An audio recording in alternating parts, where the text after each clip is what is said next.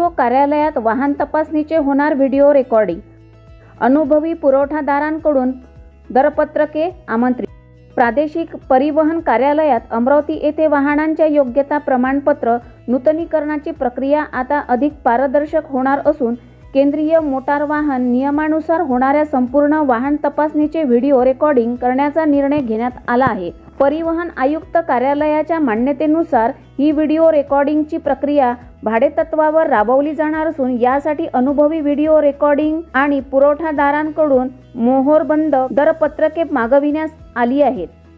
प्रादेशिक परिवहन अधिकारी उर्मिला पवार यांनी दिलेल्या माहितीनुसार इच्छुक अनुभवी व्यक्ती किंवा संस्थांनी आपली दरपत्रके प्रादेशिक परिवहन अधिकारी प्रादेशिक परिवहन कार्यालय कॅम्प अमरावती या पत्त्यावर सादर करणे आवश्यक आहे। दरपत्रके सादर करण्याची अंतिम मुदत 29 डिसेंबर 2025 रोजी दुपारी 4 वाजेपर्यंत निश्चित करण्यात आली आहे। वाहन चाचणीच्या प्रक्रियेत अचूकता आणि पारदर्शकता राखण्यासाठी हा व्हिडिओ रेकॉर्डिंगचा उपक्रम प्रस्तावित करण्यात आला असून विहित मुदतीत जास्तीत जास्त अनुभवी अर्जदारांनी आपले दरपत्रक सादर करावे असे आवाहन RTO कार्यालयामार्फत करण्यात आले आहे।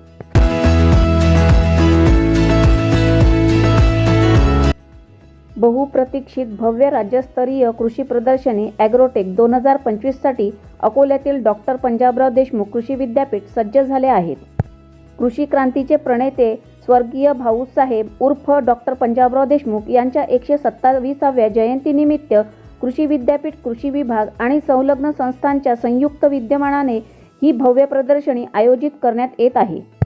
दिनांक 27 ते 29 डिसेंबर 2025 दरम्यान अकोला येथील विद्यापीठांच्या क्रीडांगणावर 3 दिवस चालणाऱ्या या राज्यस्तरीय ॲग्रोटेक 2025 मध्ये कृषी प्रदर्शनी, कृषी महोत्सव, पुष्प प्रदर्शनी, पशु प्रदर्शनी, तज्ज्ञांची चर्चासत्रे असे विविध उपक्रम होणार आहेत। विद्यापीठाचे कुलगुरू डॉक्टर शरद गडाख यांच्या मार्गदर्शनाखाली तयारी अंतिम टप्प्यात असून विदर्भातील सर्व जिल्ह्यातील कृषी विभागाचे अधिकारी, आत्मा महाबीज, उमेश अभियान, महिला आर्थिक विकास मंडळ, पाणी फाउंडेशन, रिलायन्स फाउंडेशनसह अनेक संस्था सक्रिय सहभाग घेत आहेत। या प्रदर्शनातून शाश्वत शेती आणि समृद्ध शेतकरी ही संकल्पना प्रत्यक्षात उतरवण्यावर भर देण्यात येत आहे। शेतकरी बंधू भगिनी, युवक युवती, शेतकरी उत्पादक कंपन्या, स्वयंसहाय्यक बचत गट, प्रगतिशील शेतकरी, कृषी पदवीधर यांना अत्याधुनिक शेती तंत्रज्ञान प्रत्यक्ष पाहण्याची संधी मिळणार आहे। यंदा 4 भव्य डोममध्ये 500हून अधिक स्टॉल उभारले जात असून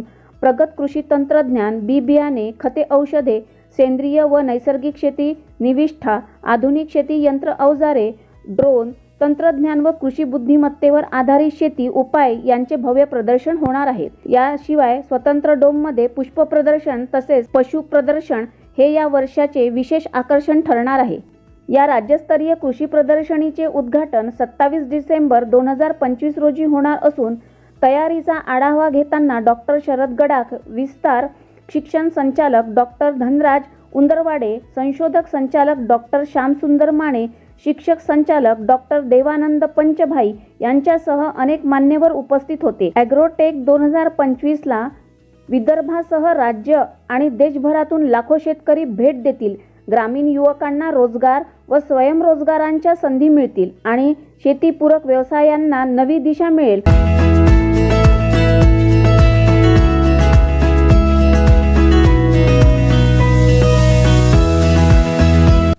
भातकुली पोलिसांची अवैध दारू विक्रीवर धडक कारवाई, 68,000चा मुद्देमाल केला जप्त। भातकुली पोलिसांनी अवैध दारू विक्री विरोधात आपली धडक कारवाई सुरू ठेवली असून आज दिनांक 19 डिसेंबर 2025 रोजी मोठी कारवाई करण्यात आली आहे।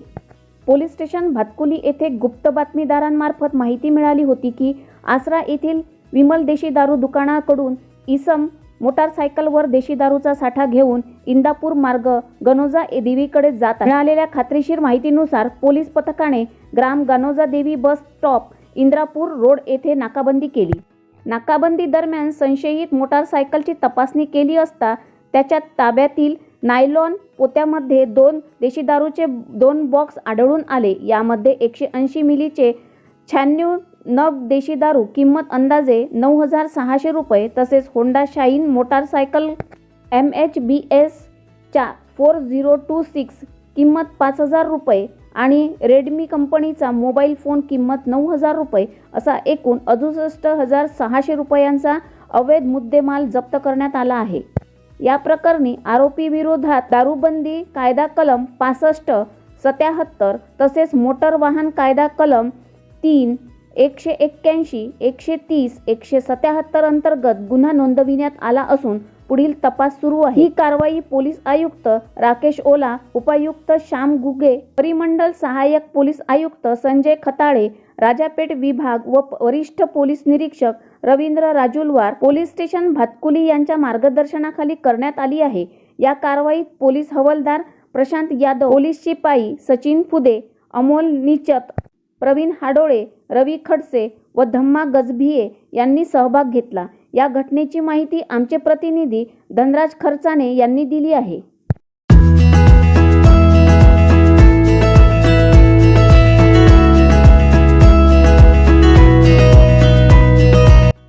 नांदगाव पेठ येथे तरुणाची निगृण हत्या.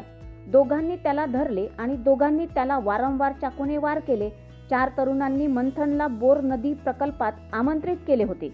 दिनांक 19 डिसेंबर शहर आणि परिसरातील हत्या थांबवणे अशक्य वाटते.